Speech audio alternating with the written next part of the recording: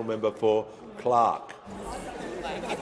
Speaker, I ask leave of the House to move amendments 1 and 2 as circulated in my name together. Is leave granted? I give the call to the Leader of the House. Leave is granted. The member for Clark may proceed. Thanks, Speaker. Then I move amendments 1 and 2 as circulated in my name together. Speaker, when the Manager of Government Business stood up to introduce the Environment Protection Reform Bill, in an astonishing misstep, he forgot to say one crucial word in the bill's title: protection. Now, that might have just been a slip of the tongue, but many have since been left wondering if the government has left the protection out of the bill as well.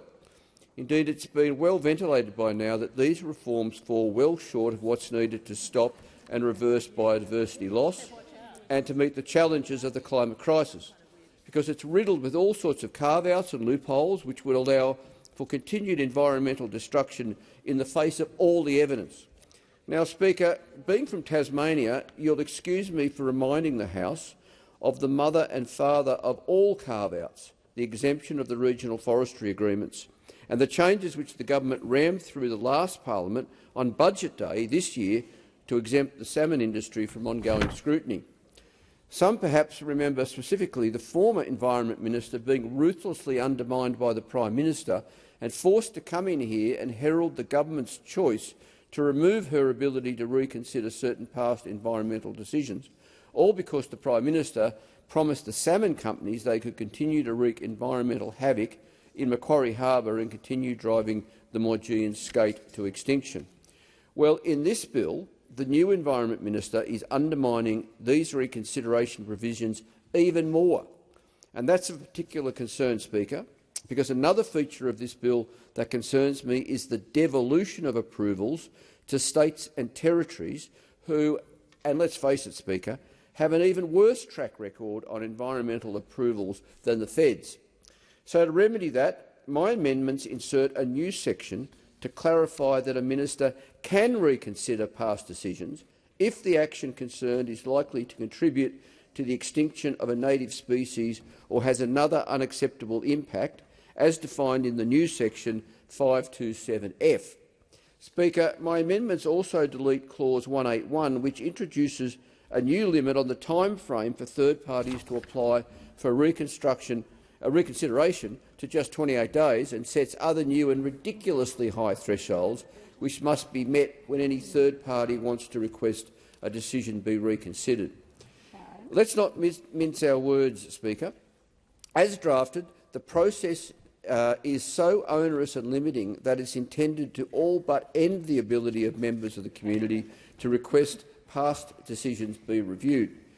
And that's a bad process, bad for transparency and bad for the environment.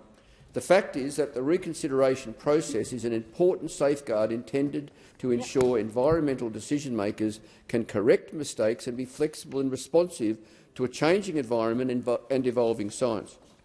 And I want to bring attention back to the Maugean skate, Speaker, because it really is emblematic of what's wrong with our environment laws currently and what the government plans to bake in with these reforms.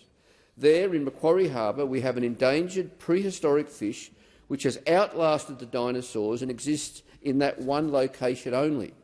We've also got clear scientific evidence of its decline, coinciding with expanded salmon farming following a federal approval granted in 2012.